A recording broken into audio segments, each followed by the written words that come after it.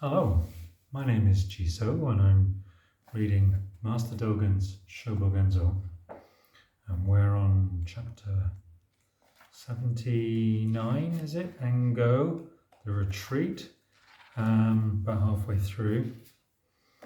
And we're learning about the notices that are put up at the start of the retreat. The form of the notice, I like the way he's actually put it as a little square here, showing it as if it's pinned to the wall. The kitchen hall officers this evening will serve tea and cakes in the cloud hall, especially for the head monk and all the monks. We humbly inform you of this celebration of the start of the retreat, and we respectfully hope that all the monks will kindly bestow upon us their illuminating presence. The 14th day of the fourth lunar month in the third year of Kangen, the bhiksus of the kitchen hall so-and-so and the others expressed with respect. The name of the senior main officer is written. After presenting the notice to the head monk, the main officer asks the novice to paste up the notice in front of the cloud hall. It is pasted to the left of the hall's front entrance. On the outside wall to the south of the front entrance, there is a board on which the notice is pasted. This board is lacquered. There is an envelope.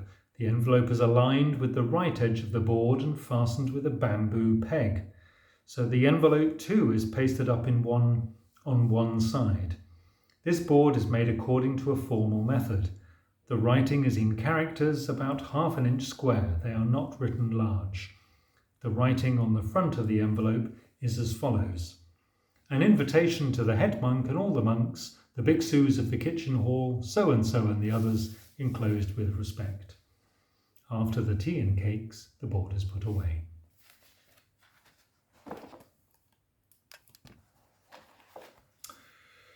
Before breakfast on the 15th, the main officers, the assistant officers and the abbot's disciples and the Dharma relatives first go into the abbot's quarters to perform personal salutations.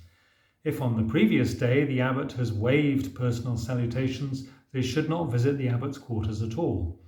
To have waived personal salutations means to have pasted on the east side of the entrance to the abbot's quarters a notice on which the abbot has written either a verse or some Dharma words. Sometimes the notice is pasted up in front of the cloud hall as well.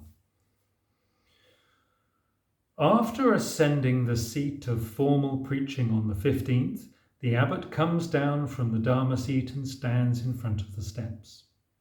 The abbot stands on the north end of the prostration mat facing south. The main officers approach and perform 2 offers and 3 bows. After the first offer they say, "Now that we are in retreat and forbidden to travel, we are able to serve you towel and flask. We hope that with the assistance and protection of the Master's Dharma power, there will be no difficulties." After the next offer, they express the compliments of the season and do 3 informal prostrations. The Master recites the following. "It is now our great good fortune to be able to practice the retreat together. I also hope so-and-so and so-and-so that we will be helped by each other's Dharma power and that there will not be any difficulties." The head monk and all the monks follow the same procedure. At this time, the head monk, all the monks, the main officers and so on all do prostrations facing north. Only the abbot, standing in front of the stairs of the Dharma seat, faces south. The abbot's prostration cloth is spread upon the prostration mat. So next, the head monk and all the monks bow before the abbot, performing 2 offers and 3 prostrations. At this time, the disciples, attendant monks and Dharma relatives of the abbot and Shramaniras stand to one side. They should not blindly follow the other monks in performing personal salutations. Standing to one side means standing alongside the east wall of the Dharma hall. If strips of paper showing the names of sponsors are hanging along the eastern wall, these monks should stand by the Dharma drum, the corner of the Dharma hall, or they should stand by the west wall. When the monks have finished their prostrations, the main officers return first to the kitchen hall and stand at the place of precedence, the northern end of the kitchen hall. Then the head monk leads the monks to the kitchen hall for personal salutations. That is to say, the monks exchange 3 informal prostrations with the main officers. During this time, the disciples, attendant monks, Dharma relatives and so on prostrate themselves to the abbot in the Dharma hall. The Dharma relatives should perform 2 offers and 3 prostrations, and the abbot returns the prostrations. The disciple and attendant monks each do 9 prostrations. There is no return prostration. The Shramaneras do 9 prostrations, or sometimes 12 prostrations, which the abbot receives only by joining hands. Oh my God, I'm getting tired just reading it. There's so much to do. Next, the head monk goes in front of the monks' hall, and to the right of the entrance, level with the southern end of the main officers' zazen platforms, that is, in front of the cloud hall and facing south, the head monk stands before the monks. The monks facing north make 3 informal prostrations to the head monk. The head monk leads the monks into the hall, and, in order of years since receiving the precepts, they go around the hall and stand at their own place. The main officers enter the hall, and before the sacred monk they perform 3 prostrations with the prostration cloth fully spread, then stand up. Next they perform 3 informal prostrations before the head monk. All the monks return these prostrations. The main officers do 1 circuit of, and then leave, the main hall and remain standing at their own place with hands held in shashu. The abbot enters the hall and before the sacred monk burns incense, performs 3 prostrations with the prostration cloth spread and stands up. During this time, the disciples stand out of the way behind the sacred monk and the Dharma relatives follow the other monks. Next, the abbot performs 3 informal prostrations to the head monk, that is, the abbot simply remains standing at his own place and performs the 3 informal prostrations facing west. The head monk and all the monks return these prostrations as before. The abbot goes round the hall and leaves. The head monk, leaving through the south side of the front entrance, sees the abbot off. After the abbot has left the hall, all monks from the head monk down perform 3 prostrations and say, "We are fortunate at this time to be practicing the retreat together. I am afraid that my behavior of body, speech and mind will not be good, and I beg for compassion."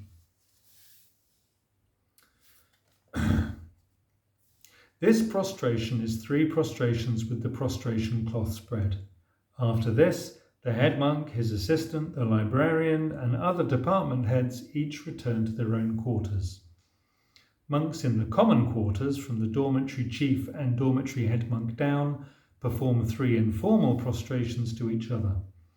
The words of salutation are the same as in the ceremony in the hall. The abbot thereupon begins the round of the quarters, starting from the kitchen hall. The monks join the procession in order, escort the abbot as far as the abbot's quarters, and then the monks withdraw. That is to say, the abbot goes first to the kitchen hall. After finishing personal salutations with the main officers, the abbot leaves the kitchen hall and performs the round of the quarters, at which time the main officers are walking behind the abbot. Walking after the main officers are people staying near the eastern corridor. To the west of the monks is the hall, toilet, washroom, monks' common quarters. To the east is the kitchen hall, main officers' quarters, novices' hall, monks' common quarters. In the middle of the abbot's quarters, the Dharma lecture hall, the Buddha hall and the main gate. Okay. At this time, the abbot does not enter the infirmary, but goes down from the eastern corridor to the west, passing the temple gate and continuing on the round of the quarters, whereupon people staying in quarters near the temple gate join the procession. From the south, the abbot goes around the western corridor and the various quarters.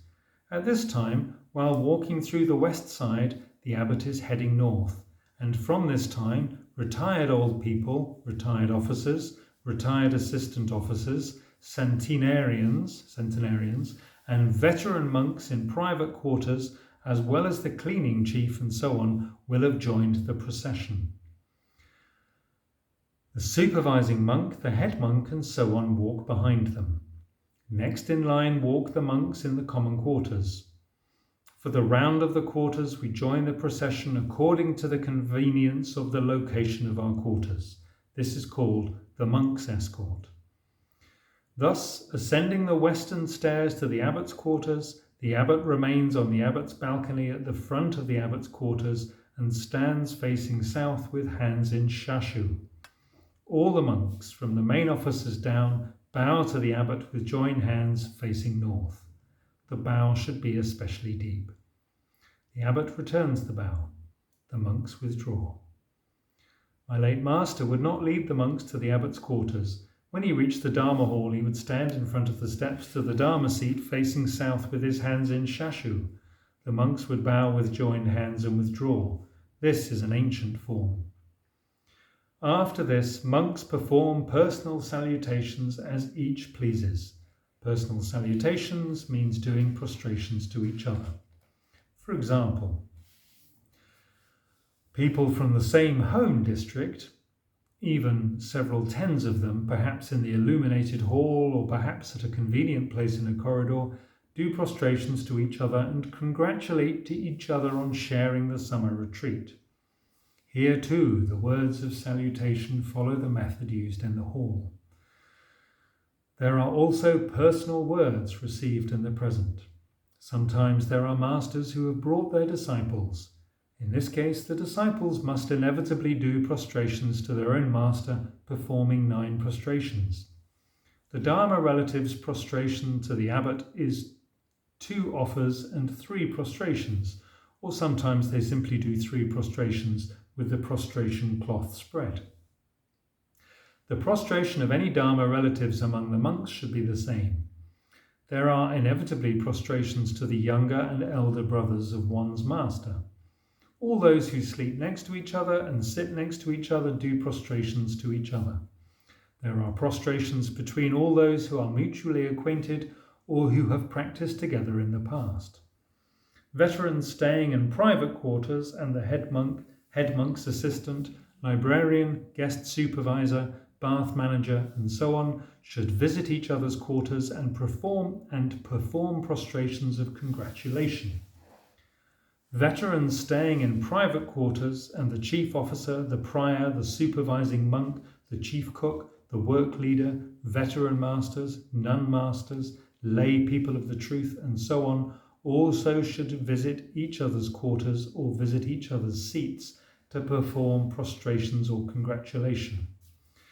When we go to visit someone else's quarters, but the entrance is densely crowded and there's not enough room to enter the quarters, we write a card and peg it up on the entrance.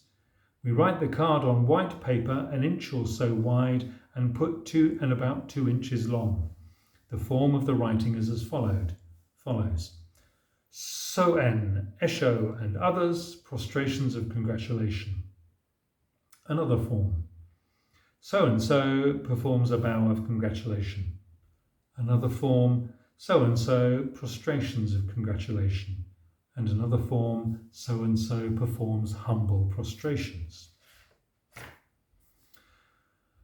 There are many forms for the writing, but the general outline is like this. So a large number of these cards can be seen beside the entrances.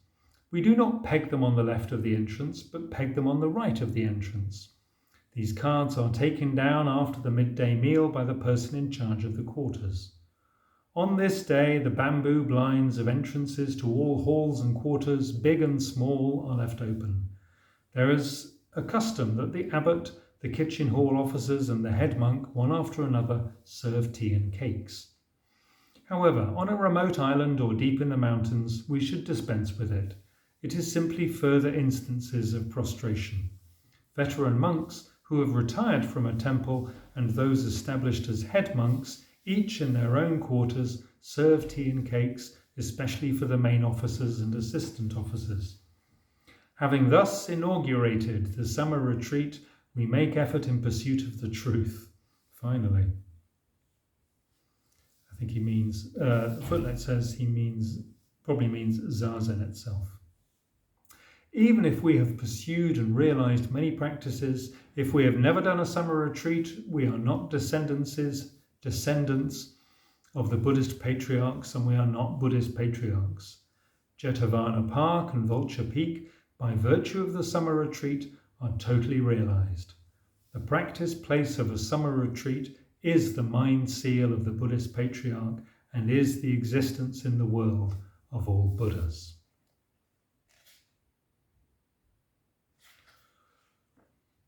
Wow.